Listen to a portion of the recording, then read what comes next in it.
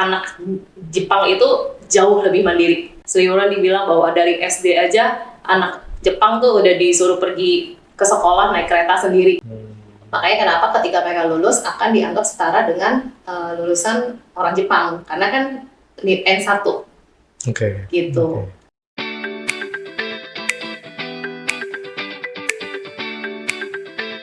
Selamat datang di channel terbaru kami, JEDI atau bisa disingkat Japan Education Indonesia. Di podcast ini kami bertujuan untuk mau membantu teman-teman atau parents yang ingin anak-anaknya itu mencari kesempatan edukasi di Jepang. Nah, hari ini kita kedatangan tamu nih, tamu spesial. Soalnya kita kedatangan tamu spesial dengan Miss Santi. Dia representatif dari Yanagi Gaura High School. Mungkin bisa memperkenalkan diri sendiri dulu, Miss Santi.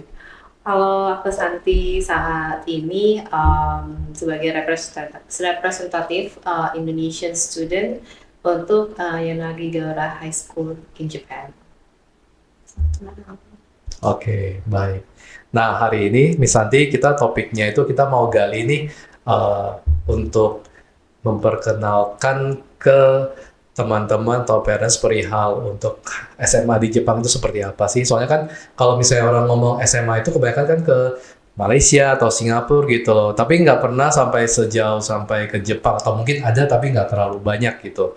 Jadi mungkin yang aku atau mungkin teman-teman yang ingin tahu itu sebenarnya SMA di Jepang itu kalau bisa di-compare sama negara lain, benefitnya apa sih gitu? Perbandingannya gitu. Jadi mungkin kalau misalnya tadi Pak Ian bilang selama ini kan belum pernah dengar ya SMA di Jepang, karena kita familiarnya ke Malaysia atau Singapura. Karena di Jepang sendiri itu baru mulai membuka diri untuk outside of the Japanese itu belakangan ini, karena kan kita tahu ya ada penurunan angka kelahiran. Nah, jadi mereka mulai open lah. Jadi sebenarnya tidak hanya sekolah aja sih, karena di lingkungan pekerjaan juga yang dulunya sangat susah sekali untuk foreigner get into Japanese company di Jepang kalau mereka tidak punya skill yang benar-benar dibutuhkan sekali. Nah, sekarang karena faktor penurunan jumlah produktif age-nya orang Jepang sendiri, jadi mereka mulai membuka untuk foreigner bisa bekerja di Jepang. Nah, efeknya itu sekarang jadinya ke sekolah. Jadi dimulai dari SMA, sekarang ada beberapa sekolah yang sudah mulai open untuk welcome international student untuk bersekolah di sekolahnya mereka. Jadi kalau misalnya dibilang apa sih kelebihannya, balik lagi biasanya sih preference ya. Kalau country kan preference dari orang tua kebanyakan.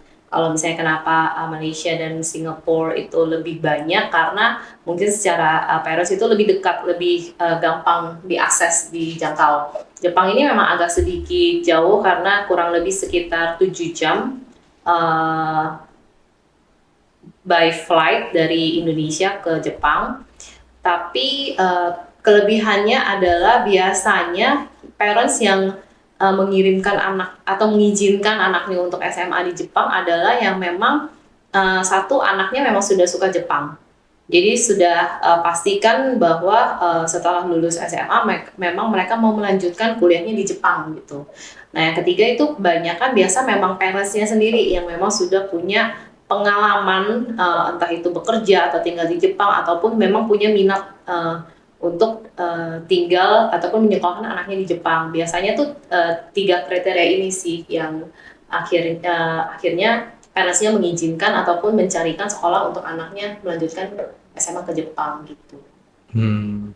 Kalau misalnya selain itu sebenarnya kan mungkin orang-orang carinya itu ke Singapura atau Malaysia soalnya perantara bahasanya itu gampang ya, bahasa Inggris kali ya. Kalau misalnya ini kan bahasa Jepang, jadi intinya kalau misalnya saya nggak ngerti bahasa Jepang, saya harus mulai dari nol lagi.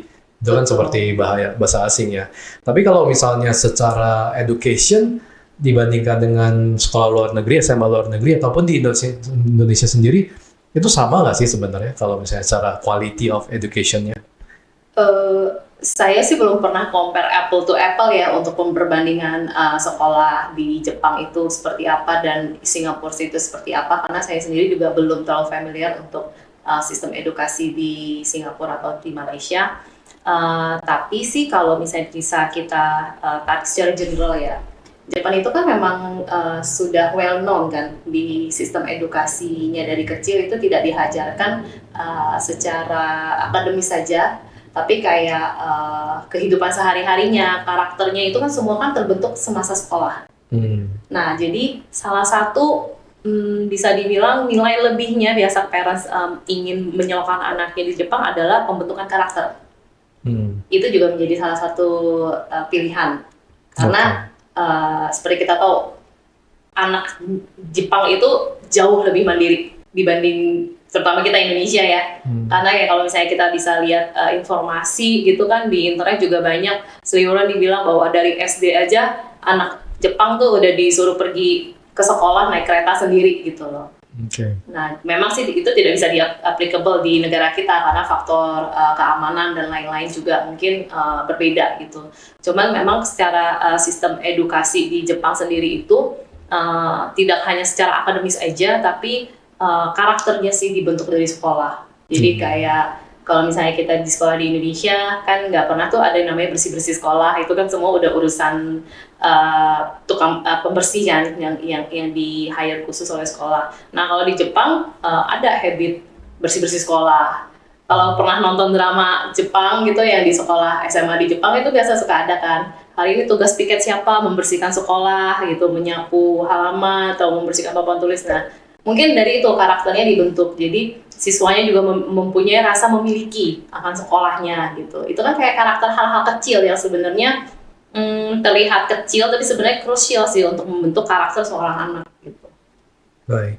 Saya juga dengar kalau misalnya untuk kalau misalnya orang mau ke Universitas Jepang itu lebih gampang ya kalau misalnya melalui SMA di Jepang dibandingkan dengan saya apply langsung gitu ya, seperti itu. Jadi kalau misalnya sebelum SMA di Jepang ini mulai terdengar, sebelumnya adalah orang hanya taunya kuliahnya ke Jepang. Nah, rata-rata itu kuliah di Jepang itu kan pasti menggunakan bahasa Jepang. Meskipun sekarang sudah banyak international university di Jepang yang tidak mengharuskan bisa bahasa Jepang, jadi intake-nya bisa pakai bahasa Inggris. Tapi masih sebagian besar 80% lebih itu universitas di Indonesia di Jepang itu masih harus menggunakan bahasa Jepang. Jadi salah satu persyaratan masuk adalah harus bisa bahasa Jepang. Nah itu biasanya minimum requirement untuk kayak kita tuh sebutnya JLPT ya, Japanese Language Proficiency Test.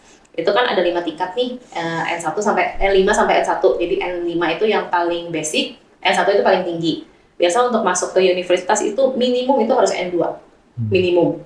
Itu N2 dan untuk masuk kalau misalnya kayak kita di Indonesia ini kan ada ujian masuk university. Nah, di sana juga ada namanya EJU. Itu khusus untuk intake international student yang ingin apply ke universitas di sana. Nah, kalau yang sebelumnya itu proses aplikasinya adalah ketika sudah lulus SMA di negara asalnya 12 tahun minimum 12 tahun belajar basic pembelajaran SD sampai SMA. Setelah lulus biasanya tuh harus ambil preparation to college sekitar 1 sampai 2 tahun. Sebenarnya di situ adalah mempersiapkan kemampuan bahasa Jepangnya dan juga ada course untuk EJU-nya juga. Jadi course untuk ujian masuk ke universitasnya. Nah, sekarang dengan dari SMA sudah bisa bersekolah di sana, sebenarnya benefitnya adalah menghilangkan gap year ini. Jadi 1-2 tahun preparation ini dilebur jadi 1 di SMA. Lebih cepat lah ya istilahnya dibandingkan dengan habis SMA saya harus persiapan lagi gitu ya. Betul, jadi tidak ada gap year lagi. Nah, itu keuntungan 1. Keuntungan 2 adalah ketika lulus di SMA di Jepang ini, mereka akan disetarakan dengan lulusan orang Jepang lokal. Jadi mereka tidak perlu harus tes EJU lagi untuk ke universitas di Jepang. Gitu. Jadi untuk biasanya persiapan ini, gap ini bisa sampai berapa lama sih? Setahun? 2 tahun? Setelah SMA ya kalau Setelah misalnya SMA kalau misalnya saya melalui itu jalan 1 biasa. sampai 2 tahun. Biasanya lama juga ya. kalau dari basic Japanese sampai dengan N2 itu biasa minimum 2 tahun sih. Dan tidak bisa lebih dari 2 tahun juga karena memang regulasi visa pre-college yang diberikan hanya maksimum 2 tahun.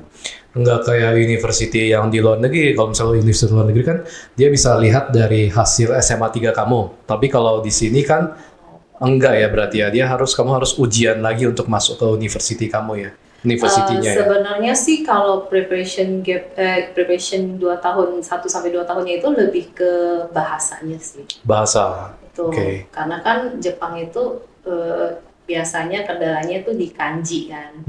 Nah, untuk bisa, karena ketika mereka sudah kuliah, kan semua pelajaran yang mereka terima itu dalam bahasa Jepang. Jadi mereka harus sudah bisa mengerti bahasa Jepangnya dulu kan. Sebenarnya preparation year 1-2 tahun itu sebenarnya lebih ke untuk preparation language ability-nya sih. Baru setelah itu mereka melewati EJU-nya. EJU itu kan kayak ujian masuknya. Ujian masuk itu which is semua dalam bahasa Jepang. Iya, buat ini. Jadi kalau mungkin yang mau ditanyakan gini, juga misalnya nih anak saya masuk ke SMA di Jepang gitu, dia belum tahu bahasa Jepang dan lain-lainnya, itu langsung gimana sih? Apakah langsung dilempar ke kelas yang sama dengan orang lokal atau ada yang beda gitu loh di kelas persiapannya? Jadi kalau misalnya untuk SMA yang sudah menerima international student untuk bersekolah di SMA-nya, biasanya untuk aplikasinya sendiri itu ada requirement 1 tahun belajar bahasa Jepang sebelum aplikasi ya. Oh, harus belajar 1 tahun dulu. Jadi anaknya ini memang sudah pernah belajar bahasa Jepang. Minimum 1 tahun dan itu harus tersertifikasi dari lembaga bahasa. Tapi sebagai les bisa lah ya, nggak usah sampai kalau harus misalnya les personal yang private kayak begitu, itu kan nanti gurunya apakah bisa mengeluarkan sertifikat. Oke. Nah, kecuali kalau misalnya lesnya di lembaga bahasa yang sudah terverifikasi ya, gitu. Karena itu sebagai salah satu syarat dokumen yang dibutuhkan untuk imigrasi meloloskan visa studentnya. Oke, tapi intinya saya kan anak saya kan nggak harus istilahnya bolos 1 tahun dulu untuk belajar bahasa Jepang. Enggak. Bisa jadi sambil belajar kan. Betul. Jadi kalau misalkan sekarang anaknya kelas 3 nih atau kelas 2 SMP dan udah ingin nanti SMA-nya di sana. Jadi anaknya sudah bisa diberi tambahan les belajar bahasa Jepang. Jadi pengenalan selama 1 tahun dan di situ tidak diharuskan anaknya sudah harus bisa N4 pada saat apply, itu enggak. Yang penting sertifikasi belajar selama 1 tahun minimum 150 jam ya, minimum. Biasa sih tapi 1 tahun nih pasti udah lebih dari 150 jam kan. Dan itu diterbitkan oleh lembaga bahasa yang sudah punya izin. Itu kan syarat masuknya. Itu syarat aplikasi. Syarat aplikasinya. Betul. Nah, ketika apply ke sana, biasanya di tahun pertama mereka akan dikumpulkan 1 kelas khusus international student. Jadi belum dicampur dengan murid Jepangnya. 1 kelas biasa berapa murid? Tergantung sekolah, cuma rata-rata biasa sekitar 30-40. Karena mereka kan juga punya lumayan lah ya, seperti Indonesia juga gitu. Betul, 30 atau 40 paling banyak sih. Nah, itu nanti di 1 tahun pertama mereka akan lebih difokuskan untuk Japanese language-nya dulu. Gitu. Jadi kalau misalnya kayak kita nih di Yanagi Gaora kan 3 tahun SMA, jadi kelas 1 itu dikejar dari basic sampai dengan N3. Kelas 1 itu sekitar N3 lah, gitu. Jadi kalau misalkan Anda masih nyampe dikit lah gitu N3, masih levelnya di N4 gitu. Nah nanti di kelas 2 yang dikejarnya sampai dengan N2, di kelas 3 itu dikejar sampai N1. Jadi ketika mereka lulus 3 tahun ini, selain mata pelajaran SMA general, mereka juga ada bahasa Jepangnya yang harus dikejar sebagai salah satu syarat kelulusan. Makanya kenapa ketika mereka lulus akan dianggap setara dengan lulusan orang Jepang, karena kan N1. Gitu. Nah, jadi di kelas 1 itu akan lebih banyak difokuskan untuk bahasa Jepangnya dulu, sambil perkenalan general course-nya, misalnya kayak bahasa Inggris. Kalau bahasa Inggrisnya udah pasti advance lah ya kalau international student. seperti matematika, IPA, IPS dan lain-lain. Nah itu akan mulai perkenalan. Nah nanti di kelas 2 akan mulai digabung dengan murid Jepang.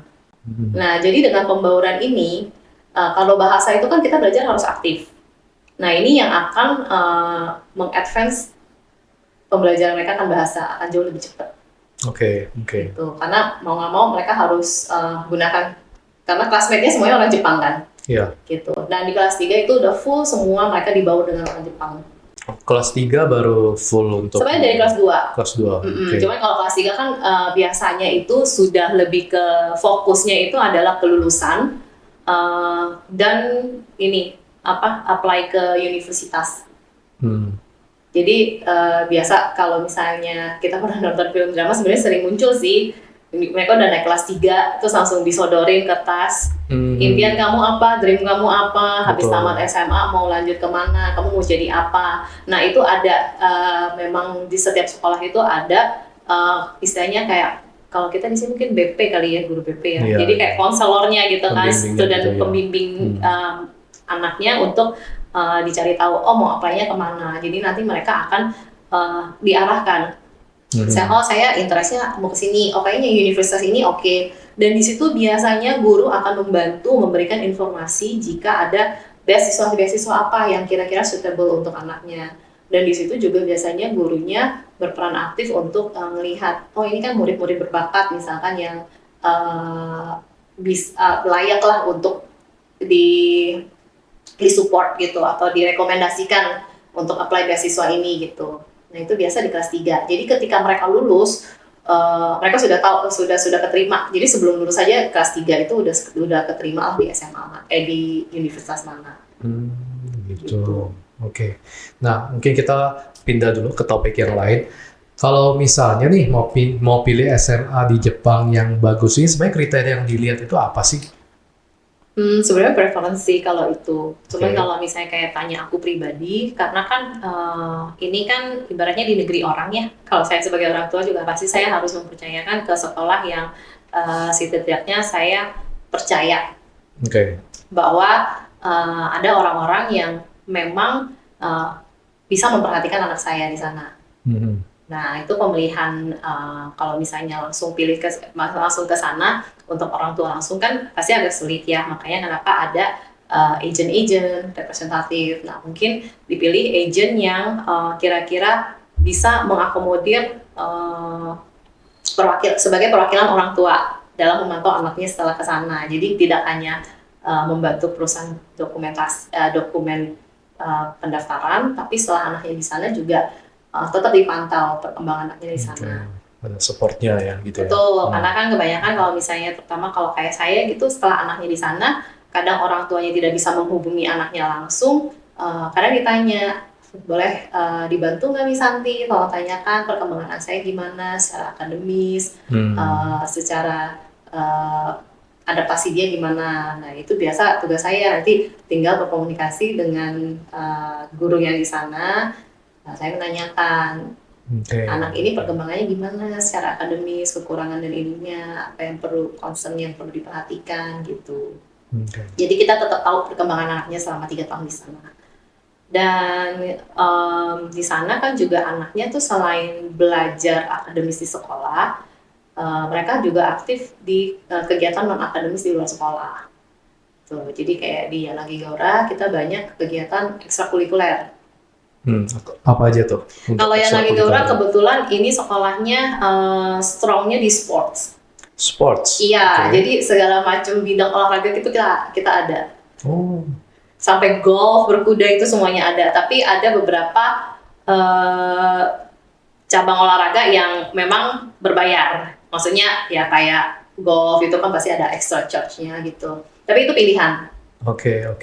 Sebelum kita masuk sana, mungkin mau perkenalkan dulu nih, Yanagi Gaura itu sekolah high school-nya itu di mana sih, apa sih? Mungkin bisa dijelaskan sedikit mengenai sekolahnya? Oke. Jadi Yanagi Gaura High School ini adalah sekolah yang lokasinya di USA City, letaknya itu di Oita Ken, itu Oita Prefecture. Paling dekatnya itu adalah dari Airport International Fukuoka. Jadi kalau misalnya kita berangkat dari Indonesia, kita landingnya kalau untuk direct flight sih belum ada dari Indonesia ke Fukuoka langsung. Jadi harus take connecting flight. Mendaratnya di International Airport Fukuoka, dari situ naik train sekitar 1,5 jam sampai ke Usa City namanya. Nah, kelebihan kita adalah ini adalah high school yang sudah memiliki histori lebih dari 100 tahun. Jadi awalnya itu berdiri sebagai high schoolnya khusus untuk istilahnya homogen untuk asrama wanita gitu. Akhirnya dirubah jadi sekolah general. Jadi salah satu sekolah yang disupport oleh pemerintah lokal. Nah, mulai dari 5 tahun yang lalu mulai open untuk international student, penerimaan murid internasional gitu. Jadi memang kita sudah disupport oleh pemerintah lokal juga. Nah, karena ini adalah kota yang tidak besar, maksudnya bukan kota metropolitan seperti Tokyo gitu. Jadi untuk anak belajar, lingkungan untuk anak belajar juga sangat baik sekali. Tidak akan banyak distraction. Dan anaknya kan juga udah di dormitory sekolah juga, jadi pengawasannya juga akan jauh lebih aman, tidak ada distraction di luar sekolah. Jadi biasa tuh kegiatan anak dari pagi sampai sore sekolah, di sekolah itu sampai jam 3 selesai, biasa mereka ekstrakurikuler, dari itu sports ataupun yang kegiatan budaya lainnya. Nah, jam 6 mereka kembali ke asrama untuk makan malam dan istirahat gitu. Jadi karena di dalam satu lingkungan sekolah, jadi anaknya ya terjaga sih. Oh, itu jauh nggak sih dari kota? Atau ada dia di kota sendiri atau gimana dia? Atau dia agak luar Kayak gitu? kita gimana ya? Mungkin kayak kota Bandung gitu kali ya. Oh, tapi Jadi, maksudnya di lingkungannya, kalau misalnya saya mau pergi shopping, mau santai dikit, itu nggak jauh. itu nggak jauh ya Nggak jauh. istilahnya ya. Nggak kayak di tepi enggak, sendiri gitu, enggak ya? Dia di tengah pemukiman. Tahap pengiriman. Oke. Tadi untuk dormitory kan berarti untuk cewek sama cowok ada? Ada dan dipisah. Jadi Dipisah. maksudnya beda gedung. Oh, oke. Jadi kalau misalnya murid Indonesia yang mau sekolah di sana itu langsung masuk ke dormitorinya. Betul. Dan dormitory itu khusus untuk international student. Jadi memang kuotanya terbatas. Satu kamar berapa? Biasa itu sharing satu kamar itu berdua. Tapi ada beberapa yang bertiga. Oke. Kalau perihal makanan gimana? Kalau misalnya di kita itu kan 1 tahun biaya itu sudah termasuk biaya sekolah dan biaya dormitory. Nah, di dalam biaya dormitory itu sudah termasuk 3 kali meals. 3 kali meals. Jadi pagi mereka akan di kantin dormitorinya. Nah, kalau siang itu mereka akan diberikan bento, dan kalau malam di kantin dormitorinya lagi. Kantinnya intinya saya tinggal pesan aja ya, nggak usah keluar uang lagi atau? Di dalam, jadi misalkan di lantai satunya itu kan ada kayak living hall, tempat meja makan bersama gitu. Jadi kayak di film-film gitu loh Pak. Jadi yang tinggal diambil ini. Oh. Jadi kayak udah disajikan prasmanan, jadi kita tinggal ngambil tray, nanti dikasih gitu. Iya, intinya kan udah murid-murid kan nggak perlu keluar ekstra biaya lagi untuk. Nggak perlu, itu sudah termasuk di dalam biaya. Tapi sarapan nggak ya? Sarapan ada. Sarapan ada ya, sarapan pagi, siang sama malam ya. Pagi ya, sarapan makan siang sama makan malam. Cuman kalau makan siang kan nggak mungkin anaknya disuruh kembali lagi ke dormitory. Jadi kalau makan siang itu biasa dibekelin bento box. Oke. Kita coba ngomongin perihal sportsnya nih. Ini soalnya saya sangat tertarik banget. Sportsnya tadi keren sih, ada kuda, tadi ada golf. Tapi kita sih sebenarnya yang terkenalnya itu adalah soccer. Soccernya, oh wow. Iya, jadi sebenarnya kalau untuk klub sepak bolanya, termasuk salah satu yang sering mewakili kota prefecture dalam pertandingan. Main top juga ya. Betul. Ya. Dan kalau misalkan sebenarnya ada kejuruan khusus untuk sports. Jadi yang khusus misalnya pengen ingin jadi profesional atlet, itu sebenarnya kita juga ada departemennya. Tapi persyaratan untuk masuk itu harus N2. Oh, udah langsung tinggi. Betul, ya? Berarti udah langsung gabung sama murid lokalnya ya? Itu kalau untuk yang sport sih mereka punya departemen sendiri. Jadi sebenarnya Yanagi Gaora ini ada departemen nursery, sports, general, dan yang ini internasional. Oke, jadi saya nggak harus pilih internasional aja ya berarti ya. Oh, kalau misalnya selain orang Jepang, cuman bisanya dari internasional dulu, Pak. Oh, oke. Soalnya kalau yang lain itu semuanya harus minimum N2, kecuali kalau anaknya sudah punya ability Japanese-nya N2, mungkin possible untuk apply.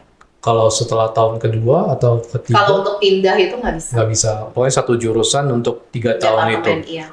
Oke, kecuali saya punya N2, saya bisa langsung apply ke jurusan tersebut. Gitu. Betul, jadi misalkan kayak udah punya N2, mau masuknya langsung ke bagian nursery aja. Jadi kayak kita mungkin kayak SMK ya. Oke. SMK nursery, jadi setelah lulus langsung bisa bekerja di bidangnya. Kalau yang atlet profesional juga, jadi misalkan N2, terus pengen jadi atlet aja. Jadi masuk di departemen untuk atletnya, dan langsung jadi diarahkan ke ini, jadi atlet nasional. Selain sports kan ada kegiatan yang lain lagi ya? Kalau untuk budaya ada, jadi kayak misalnya kan tea ceremony, yansado atau kaligrafi atau ikebana, perkenalan budaya Jepang sendiri itu ada. Dan itu bebas untuk join, nggak harus Itu lokal sudah. saja atau nggak? Iya, itu tapi kebanyakan sih orang internasional sih itu, karena kan kalau budayanya mereka kan Jepang juga kebanyakan mereka sudah dapat dari kecil. Oke, untuk misalnya acara-acara kayak acara-acara sekolah gitu, itu sering ada nggak sih? Kalau untuk acara kayak field trip sekolah itu juga ada, jadi kayak kunjungan. Lalu setiap, kalau di Jepang itu kan beda sama kita yang ada 4 musim ya, jadi kayak sebenarnya banyak banget festival tiap musimnya. Misalkan kayak summer, nanti mereka ada acara apa. Nanti winter, misalnya janjian main ski, atau di hiking, biking gitu. Itu biasa ada sih kegiatan-kegiatan di luar sekolah, cukup aktif lah. Jadi anaknya nggak hanya tok pelajaran sekolah aja, jadi mereka juga memang diberi wadah untuk bersosialisasi dengan teman-teman internasional lainnya dan juga orang Jepang. Oke, terakhir mungkin saya mau tanya, perihal biaya berapa sih untuk ini? Kalau biaya itu, kalau yang di Yanagi Gaora sekarang, untuk yang tahun ajaran ini, 1 tahunnya itu sekitar, kalau di kursinya 1 bulannya sekitar 11-12 juta lah, Pak. 1 bulan 11-12 juta, Iya, tapi sudah all in ya berarti ya? Sudah termasuk semuanya ya? Jadi orang tua sudah tidak pusing lagi harus memberikan uang living cost lagi, karena itu sudah termasuk. Oke. Nah, misalnya nih, anak saya ini sekarang SMP 3. Mungkin dia mau persiapan untuk ke Jepang gitu loh. Alur waktunya seperti apa sih? Mungkin bisa cerita sedikit? Karena kan kita, kalau di Jepang itu tahun ajaran baru itu kan mulainya di April ya. Nah, jadi berbeda dengan Indonesia di Juli. Nah, jadi biasanya itu ada gap 9 bulan. Oh, 9 bulan, oke. Jadi sebenarnya kalau misalnya SMP-nya di sini, kita mulai open untuk pendaftaran itu di Juli. Jadi biasanya anaknya Bapak harus masuk SMA di sini dulu, Pak. Oh, harus masuk dulu, apply dulu SMA di sini? Iya, karena kalau enggak kan nanti anak Bapak jadi putus sekolah. Jadi berapa lama SMA-nya gitu? Enggak, jadi SMA itu hanya sebenarnya untuk waiting period aja. Jadi ketika Juli kan kita masuk aplikasi apply. Nah, biasa itu dapat jawabannya sekitar 3 bulan. Tapi baru akan berangkat itu di Maret atau awal April. Oke, berarti Oktober, November saya udah dapat jawaban. Biasanya tergantung aplikasi masuk ya, Pak. Karena kan di Juli itu, misalkan kita aplikasi, misalkan baru mau masuknya di Juli, tapi sampai benar-benar dengan dokumen terkirimnya misalkan di Agustus gitu kan. Nah, biasanya itu sekitar akhir tahun sih. Akhir tahun ya? Iya. Tapi berangkatnya tetap di bulan? Di Maret, akhir Maret atau awal. Biasanya awal April itu sudah entrance ceremony. Jadi biasa 3 hari paling lambat anaknya sudah harus tiba di Jepang. Seminggu atau 3 hari sebelumnya Betul. sudah harus di Jepang ya. Itu sudah termasuk visa ya berarti ya untuk waiting periodnya. Iya, kalau diterima dan ini kan prosesnya tuh aplikasi ketika minat kan kita apply, nanti akan ada proses seleksi dari pihak sekolah seperti interview dan penyelesaian dokumen, dan ketika dari sekolahnya sudah oke, sudah pas, itu semua dokumen kan akan kita kirimkan ke Jepang. Nah, jadi dari pihak sekolah yang akan bantu memasukkan semua dokumen itu ke pihak imigrasi di Jepang. Sekolah sebagai penjamin bahwa anak ini diterima di sekolah kami dan apply visanya di Jepang. Nah, ketika imigrasi mengokekan, akan keluar namanya COE, Certificate of Eligibility. Nah, itu ketika sudah diterima, nanti akan diinfo dari pihak sekolah dan akan dikirimkan kembali ke muridnya. Nah, jadi muridnya nanti tinggal bawa sertifikat COE itu dan paspornya ke imigrasi di Jakarta untuk dimintakan visa student. Jadi udah tidak ada biaya tambahan lagi untuk bikin visa. Oke. Berarti kalau untuk misalnya anak saya SMP 3 ini tahun ini dia masuk aplikasinya di bulan Juli tahun 2025, nanti dapat jawabannya kira-kira akhir tahun, terus tahun 2026 April atau Maret sudah bisa berangkat. Nah, seperti itu. Betul, ya? Itu nanti semua akan kita bantu arrange Pak untuk tanggal ketibaan, karena biasanya kita dari sekolah akan menyediakan bus penjemputan di Fukuoka International Airport. Wow, oke. Sampai penjemputan segala ya? Betul, itu kami siapkan untuk menjemput semua murid kami supaya tibanya kurang lebih waktunya disamakan, karena kan sekali penjemputan dan langsung enter ke asrama. Baik. Sip, paling itu aja yang saya ingin tanyakan. Terima kasih untuk waktunya, Bu Santi. Sama-sama. Dan mungkin untuk teman-teman sekalian juga kalau misalnya ada yang ingin tanya lebih lanjut ataupun konsultasi langsung bisa hubungi nomor WA kami di bawah link tersebut. Terima kasih semuanya. Sampai jumpa di channel kita berikutnya. Terima kasih. Arigato.